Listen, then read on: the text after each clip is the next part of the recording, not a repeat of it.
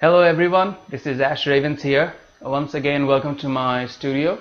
So this is a continuation of the vlog or lesson that I did about the uselessness of traditional warm-ups.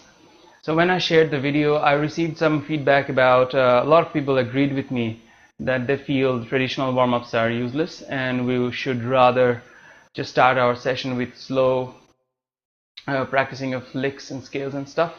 And some people didn't agree, which is great. Everybody has their different ways of going to their goal. Some of my students asked, what else can we do other than if we wanted to have an effective warm-up, what else can we do about this? So I came up with a few basic ideas that you could do maybe in your warm-ups to make it more fun and effective and get right to the music as soon as you can. I gotta tell you that these are more of concepts. I will show you some stuff that I do or I think you could do, but feel free to change them up, feel free to do your own thing. Take the concept and run with it rather than doing what I'm doing. That's not the point. The point is that you make it your own. So alright, here we go. Some of these ideas are for absolute beginners, people who don't even maybe know full form of chords.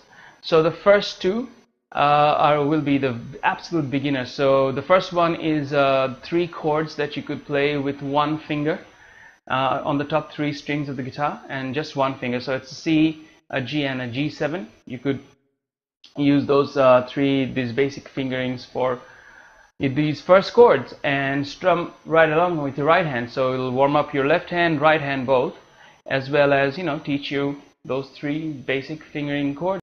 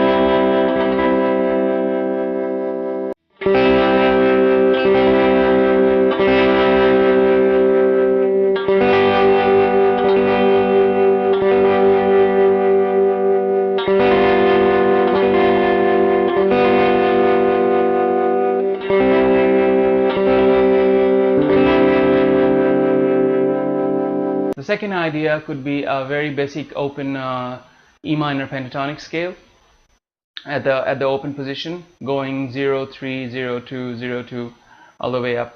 Here's a video to show it to you.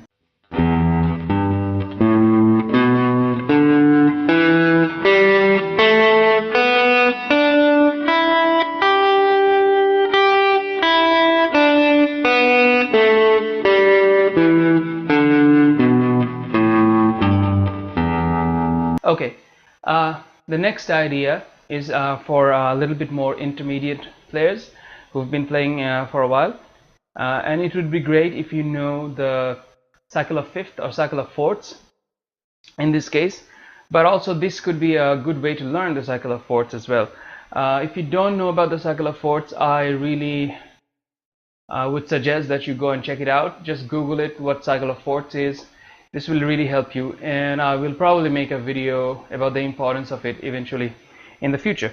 But this idea is just taking a very basic major scale. It's do, re, mi, fa, sol, la, ti, do on the top 3 strings, and then cycling it around for all the cycle of fourths. So the basic pattern is like this. So this is a C major scale on a C chord. So I'm going.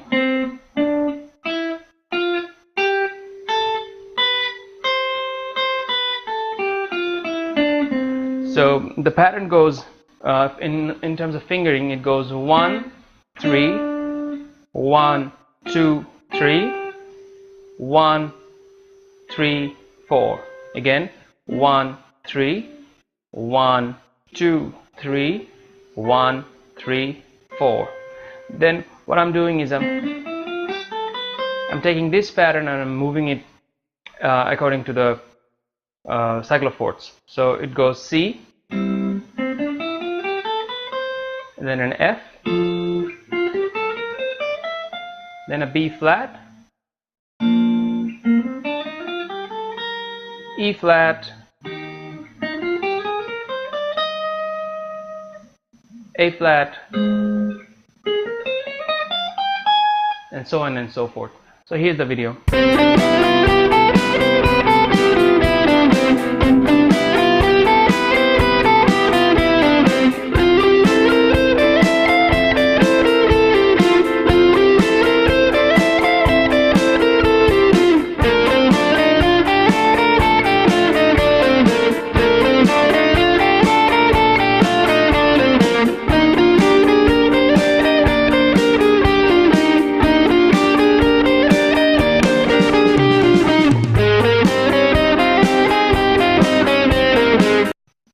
Alright, the next idea is also for intermediate players.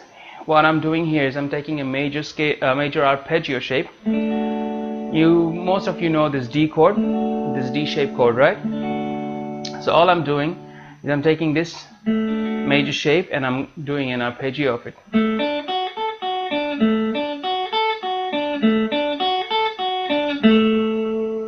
And then I'm moving that through the cycle of fourths again. So I'm starting on the C,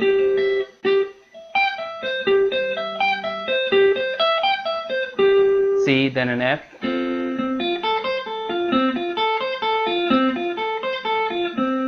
B flat again,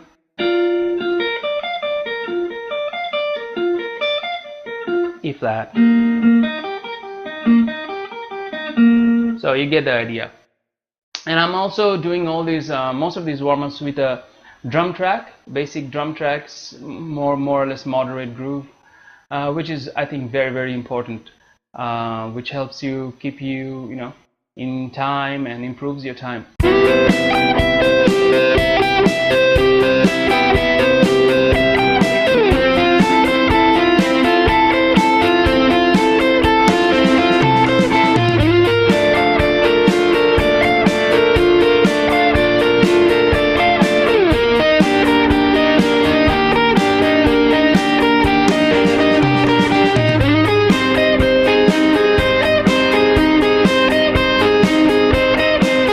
The next one is a simple lick on the major chords that I came up with. So this is just just a very simple idea that I came up with, but the idea is that you should do whatever you come up with and cycle that through the 12 keys. Yeah.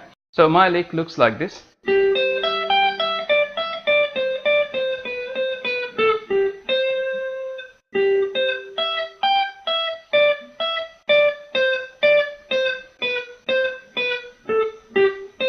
That's on the C chord, then move to the F chord,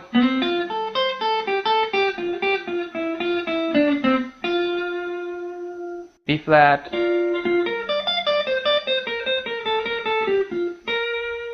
E flat, yeah. So as I said, these are for more intermediate to advanced players, so use it if you want to, or you can go to the simpler stuff. Lick.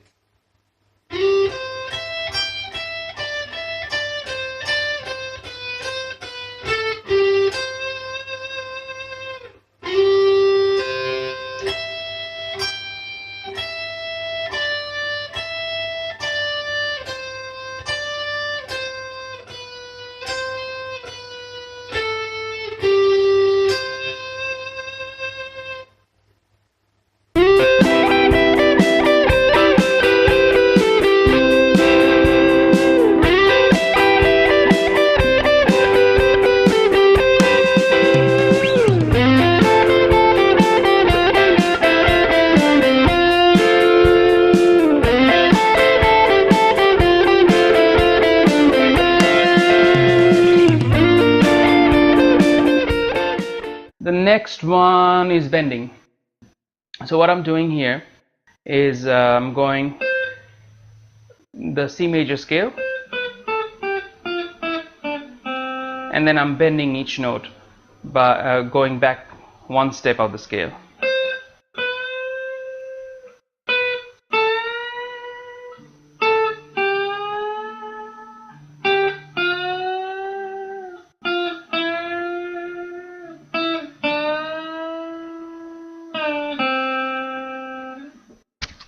Then I'm also doing a G. Oh, I'll show you the G major scale. So on the G string. So I'm just assuming that you are somewhere in the intermediate level of guitar playing and you know these scales. If you don't, let me know. Maybe I'll do videos or something based on these. Not very hard to figure out. So.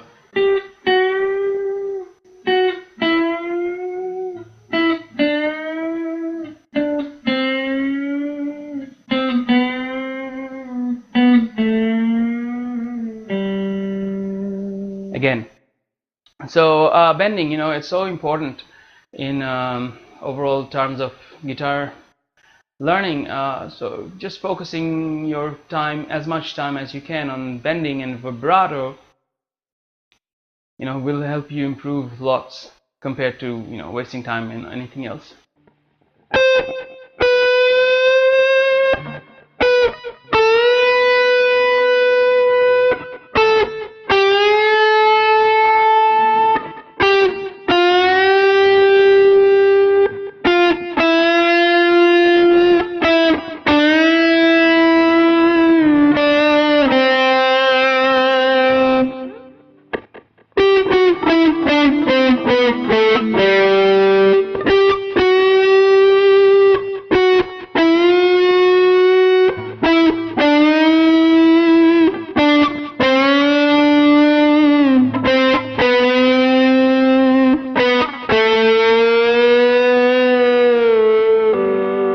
So that brings us to the next concept, which is vibrato. Again, this is more of a concept than the actual exercise. So you can take this concept and apply to whatever you think the notes are. So what I'm doing is just focusing real hard on each vibrato, and I'm mixing up my fingers as well.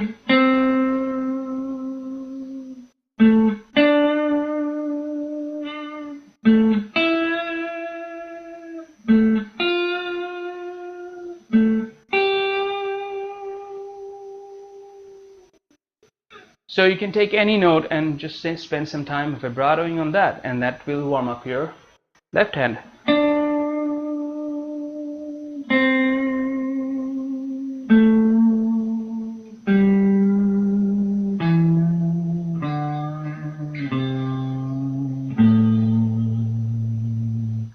As I said, this is about using our warm-up time as efficiently as we can.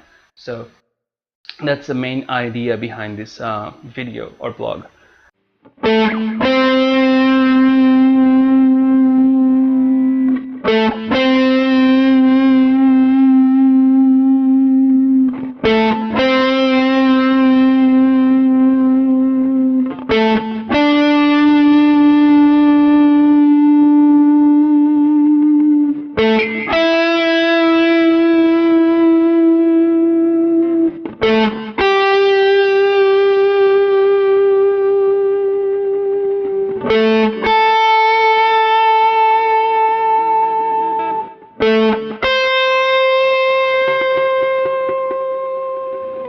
So that's what I was talking about. Instead of doing the chromatic stuff, if you do this kind of stuff that you're going to use, I think that's more effective.